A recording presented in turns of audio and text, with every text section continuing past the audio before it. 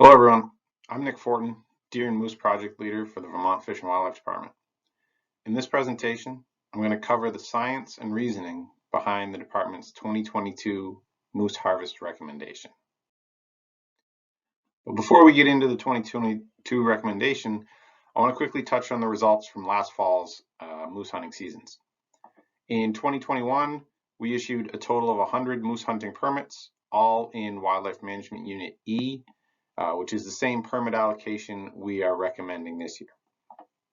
Hunters ended up harvesting a total of 62 moose, 7 during the archery season, which was a pretty normal success rate, just under 50%, and 55 moose were taken during the regular season.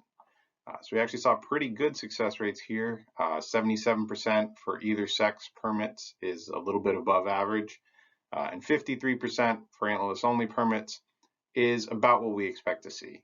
Remember that hunters with antlerless permits have fewer moose to target since they can't kill bulls. The 2021 Moose Harvest Report with additional details on the harvest is available on our website. Moose population objectives in Vermont have been set in the department's 2020 to 2030 Big Game Management Plan. WMU's E1, E2, and D2 in the northeast corner of the state have a higher density objective of about 1 moose per square mile. This is reflective of better habitat in those areas and historically higher moose densities, but also taking into account what we know about moose density and the impacts of winter ticks. The rest of moose range in Vermont has a density objective of 0.5 moose per square mile. That is essentially a carryover from previous management plans and based largely on peak historical moose abundance in those areas. The department will be evaluating whether those are still appropriate objectives in those regions, given current and expected future habitat conditions. But for now, these remain our current objectives.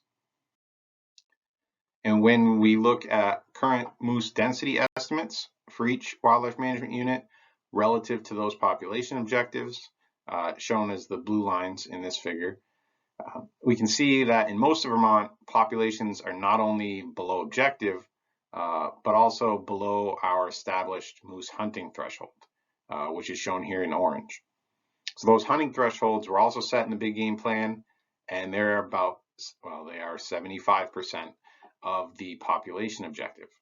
So as long as populations remain below that hunting threshold, we will not be issuing moose hunting permits in those areas. However, in WMU's E1 and E2, the current density is well above the objective of 1 moose per square mile. And so that is the only area we are recommending moose hunting permits. And that is the area we'll be focusing on for the rest of this presentation. And if we plot those estimated moose populations on a map, where each dot represents one estimated moose in the underlying wildlife management unit, we can clearly see that the density of moose in Wildlife Management Unit E in the northeast corner of the state is much higher than the rest of Vermont. In fact, based on current estimates, and despite being only 7% of the land area in Vermont, there are more moose in WMU E than there are in the rest of Vermont combined. And so just to make this clear one more time before we move on, the focus of the rest of this presentation and the focus of our 2022 moose harvest recommendation is on Wildlife Management Unit E, the northeast corner of the state, not the rest of Vermont. We are not recommending moose hunting permits anywhere outside of WMU-E. Much of what is discussed in the harvest recommendation and what I'll be focusing on here is not necessarily relevant to the rest of Vermont. There are different factors affecting moose in those areas than in WMU-E. So if we look at a broader regional perspective, we can see that WMU-E is part of a larger area of core moose range in New England that extends through northern New Hampshire and western and northern Maine. This area supports much higher densities of moose than the rest of New England for several reasons. First, it has a colder climate with longer winters, which is beneficial for a northern species near the southern edge of its range. And those longer winters also limit deer numbers, and that helps to reduce the incidence of brainworm, which is a parasite carried by deer that is often fatal to moose. But perhaps most importantly, this area is dominated by commercial timberlands. The extensive and intensive logging activity associated with those lands creates a lot of young forest habitat, which provides a lot of food for moose. This abundance of food is a major reason these areas support much higher densities of moose than areas further to the south. And that brings us to the winter tick. Winter tick is one of 14 species of tick found in Vermont. These are not deer ticks or dog ticks that people might come in contact with. They are different species of tick. Winter ticks rarely, if ever, bite humans, and they don't transmit diseases to humans, but they can have a significant impact on moose. Also, unlike the ticks that people are more familiar with, which have been expanding their range in Vermont, winter ticks have been here for a long time. So we documented them on moose in the 80s. They were probably here before that. And we documented them killing moose in the early 1990s. In fact, because of the impact they're known to have on moose, they're sometimes called a moose tick. And one of the major reasons they can have such an impact on moose, and what makes them really unique among ticks, is their life cycle. So most species of tick, including the deer ticks and dog ticks that people are familiar with, are three-host ticks. That means they feed on a different individual animal during each of their three life stages: larva, nymph, and adult. A deer tick, for example, will get on one animal, probably a rodent, as a larva, take a blood meal, drop off, molt into a nymph, find a different animal, take a blood meal, drop off, molt into an adult, and then find a third animal, maybe a deer, breed, take a final blood meal, and then drop off to lay eggs and start the cycle all over again. This multiple host strategy is why those ticks spread diseases. But winter ticks are different. They are a single host tick, which means they complete all three life stages on the same host animal. So winter ticks have a very broad range in North America, but in northern areas, they find a host in the fall and they spend the entire winter on that same individual animal before taking their final blood meal and dropping off in the early spring to lay eggs. Now, there are two reasons why this life cycle is problematic for moose. First is the timing, which is such that the peak of the questing period, which is when larval ticks are seeking a host in the fall, coincides with the rut or breeding season for moose. Moose are more active during that time, searching for a mate, and as a result, they pick up more ticks. And then on the other end, in the late winter or spring, when all of those ticks are taking that final blood meal before dropping off, it's a time when moose are already stressed and in poor condition, so it has a significant impact on them. Second, and perhaps more importantly, the reason winter ticks affect moose more than other large mammals is that moose are poor groomers.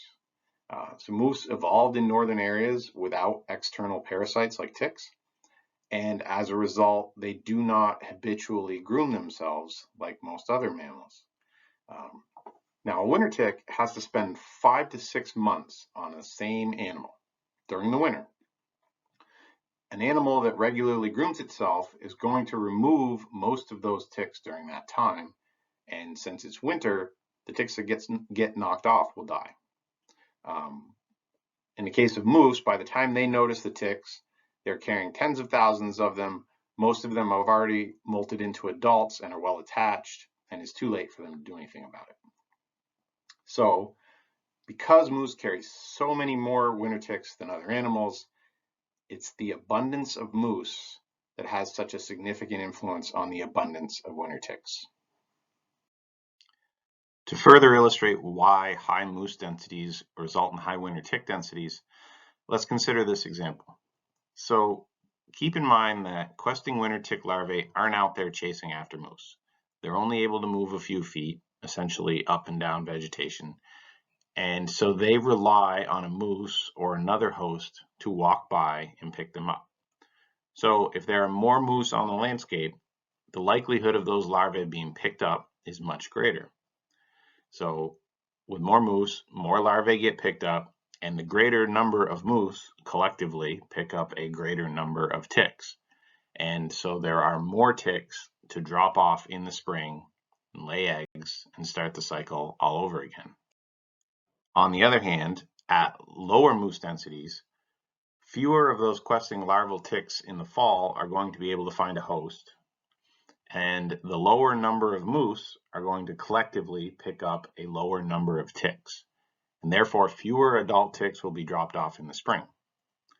Now, in this scenario, we start with the same number of questing larvae in the fall, but if we were to play this out another year, there would be fewer questing larvae the following fall, and going forward, moose would pick up fewer ticks each year. And that brings us back to this core moose range in New England. This area, and particularly the southern portion of this core range, is where winter ticks are having the greatest impact on the moose population. Now, winter ticks can be found throughout the Northeast, but outside of this core area, despite a warmer climate that's more favorable to ticks, there simply aren't enough moose to support the high numbers of ticks that would cause impact. It is the high density of moose that allows winter ticks to reach problematic levels. And it's only in this area with higher moose densities that winter ticks are having a significant impact on moose. Of course, this is where most of the moose in New England are found, so it is a significant issue. So how do we know all of this? Well, working with the University of Vermont from 2017 to 2019, we captured and collared 126 moose in WMU E, including 36 adult cows and 90 calves. Essentially, we captured 30 calves each year and captured enough cows to ensure we always had at least 30 cows collared at any given time. And what we found through this work is that adult survival remained fairly good, maybe not as high as we might expect for a population with no major predators and, at the time, no cow hunting, but decent.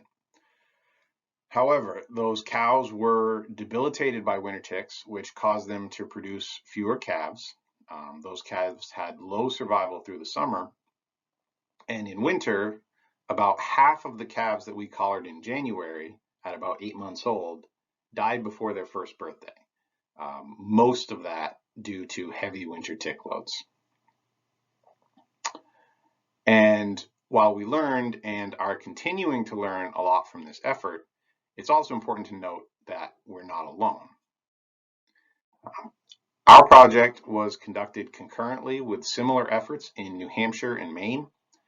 Collectively, these efforts spanned 6 years and encompassed a range of moose densities and climate conditions within that core moose range in New England. This has provided a bigger picture than what we found just here in Vermont, and significantly improved our understanding of the relationship between moose and winter ticks in this region. Now, our overarching management goal for moose is to have a healthy moose population. We want to have big, fat, healthy cows that produce a lot of big, fat, healthy calves that are going to survive and are going to be more resilient to whatever stressors might come their way, whether that's winter ticks or some other parasite or something we're not even aware of right now. We don't want small, unhealthy cows that produce fewer and smaller calves that have less chance of survival and are less resilient to the impact of winter ticks or other stressors. And most importantly, we don't want half our calves to die each year from heavy winter tick infestations. Having fewer, healthier moose will make our moose population more sustainable and more resilient to the many stresses that our moose are going to face, particularly as our climate continues to warm. And the data that we have indicates that our moose continue to be unhealthy. This figure shows the ovulation rate of mature cow moose in WMU E over time. Essentially, this is the number of calves the cow would give birth to the following spring. These data come from ovaries collected from harvested moose by moose hunters. That is why there's no data from 2017 to 2020. There was essentially no cow harvest during that time. But data from last fall clearly shows that reproductive rates remain low. Ideally, in a healthy moose population, reproductive rates would be around 1.25 calves per mature cow. That's pretty much where we were until about the early 2000s, when moose were overabundant and damaging their habitat, which caused their health and reproductive rates to decline. Despite fewer moose and improved habitat quality, health remains poor and reproductive rates remain low because of the impact of winter ticks. And when we look at moose population trends in WMU E over the past 16 years, we see that we had a lot more moose in the early to mid 2000s. Then the population was intentionally reduced through high permit allocations, and that stopped in 2010. So 2010 was the last year of high permit allocations. Since that time, it appears the population has been generally stable. Now, there are some fluctuations in our estimate over that time, but that may have as much to do with our data as the actual population. Importantly, the population remains well above our target of 1 moose per square mile, and we know from our research that the current density of moose is sufficient to sustain high problematic levels of winter ticks. The only way to break that winter tick cycle is to reduce the abundance of moose in WMU E. And to do that, our recommendation is to again harvest approximately 25 adult cow moose, same number we recommended last year. That cow harvest should be sufficient to reduce the moose population in WMU E over time, assuming that same number of cows is harvested each year. So the green shaded area in this figure shows the amount of uncertainty in this projection due to annual variation in winter tick impacts. So if tick impacts are reduced every year as they were in 2021, the population we would expect the population to actually increase even with this cow harvest. On the other hand, if tick impacts are severe each year, as they were from 2017 to 2019, the population would decline more rapidly and reach the objective of about 1 moose per square mile in about 5 years. Now, I want to emphasize here that this continues to be a conservative harvest recommendation, due in part to this uncertainty around winter tick impacts each year, but also because we want to allow time to see the impacts, if any, from the 2021 harvest.